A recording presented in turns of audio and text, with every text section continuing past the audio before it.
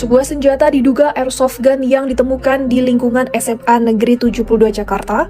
Hidup ini cuma ilusi, dan kita semua adalah budak sistem. Cuma anak-anak introvert yang mengerti makna kesendirian sejati.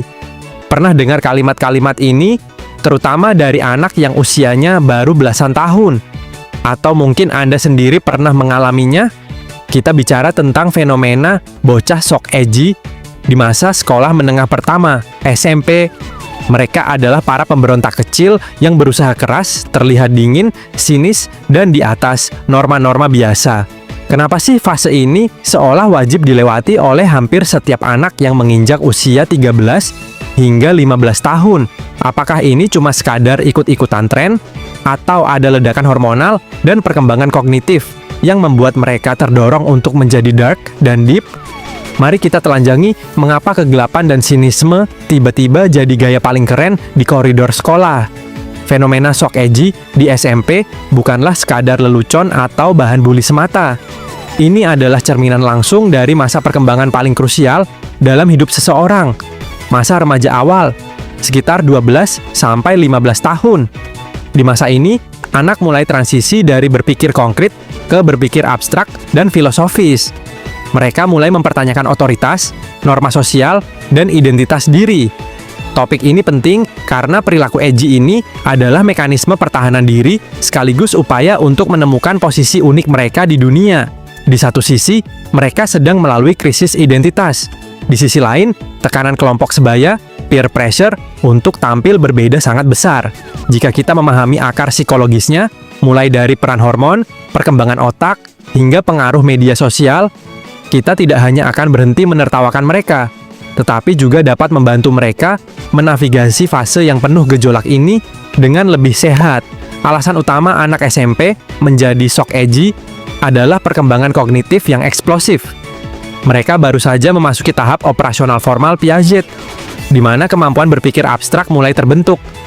Mereka kini bisa memikirkan konsep seperti keadilan, moralitas, hipokrisi, dan eksistensialisme. Dunia yang tadinya hitam putih, tiba-tiba menjadi abu-abu dan penuh kontradiksi. Sayangnya, pemikiran abstrak ini belum didukung oleh pengalaman hidup yang memadai. Hasilnya adalah idealisme remaja yang berlebihan. Mereka melihat ketidaksempurnaan pada orang dewasa, guru, orang tua, sistem, dan merasa bahwa mereka, dengan kebijaksanaan baru mereka, telah menemukan kebenaran yang tersembunyi. Tampilan edgy seperti sinisme adalah cara mereka mengekspresikan kekecewaan ini. Aku sudah tahu dunia itu busuk, sementara kalian masih hidup dalam kebohongan. Ini adalah upaya naif untuk menunjukkan kedewasaan intelektual. Fase SMP adalah puncak dari pencarian identitas, yang dikenal dalam psikologi sebagai tahap identitas versus kebingungan peran. Anak berusaha keras menjawab pertanyaan, siapa saya? Mereka mulai menjauh dari identitas keluarga dan mencari identitas baru yang unik. Menjadi edgy adalah cara cepat dan mudah untuk mendefinisikan diri berbeda dari mayoritas. Mereka memilih identitas yang menonjol, seringkali yang berhubungan dengan kesedihan, kegelapan, atau intelektualitas yang superior. Karena identitas tersebut memberikan mereka label yang jelas. Aku bukan anak biasa, aku rebel, aku outsider. Fenomena ini diperkuat oleh apa yang disebut egoisme remaja, yaitu keyakinan bahwa mereka adalah unik, istimewa, dan tidak ada yang bisa benar-benar memahami mereka. Tampilan edgy mereka adalah personal fable, fabel pribadi, yang mereka ciptakan untuk membenarkan keunikan emosional mereka. Lingkungan SMP sangat didominasi oleh hierarki sosial dan kebutuhan untuk diterima oleh kelompok sebaya. Namun, ada juga tekanan untuk tidak hanya diterima, tetapi juga dikenali. Menjadi edgy adalah strategi pembedaan diri.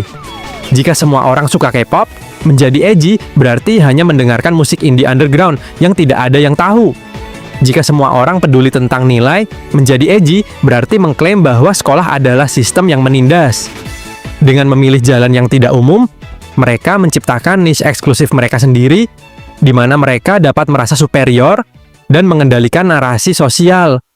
Ini adalah upaya untuk mendapatkan status dan perhatian melalui jalan yang berlawanan, bukan melalui popularitas konvensional, tetapi melalui daya tarik misteri dan kompleksitas yang mereka ciptakan di sekitar diri mereka.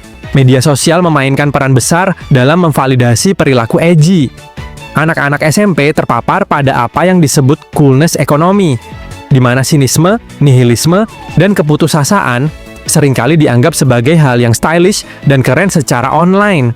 Mereka melihat bahwa influencer atau karakter fiksi yang sinis mendapatkan banyak like dan interaksi.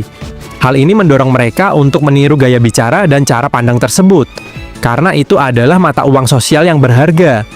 Kutipan dari filsuf yang mereka baca sekilas di TikTok atau referensi budaya pop yang gelap menjadi alat untuk meningkatkan citra online mereka. Mereka tidak sepenuhnya memahami maknanya, tetapi mereka mengadopsi estetikanya karena tahu itu akan mendapatkan perhatian dan validasi instan yang merupakan sumber daya vital bagi remaja yang sedang mencari penerimaan. Tidak semua edgy adalah tentang keren-kerenan. Sebagian besar adalah mekanisme pertahanan. Masa remaja adalah masa yang sangat rentan secara emosional. Ada banyak ketidakpastian, rasa sakit hati, penolakan, dan kebingungan.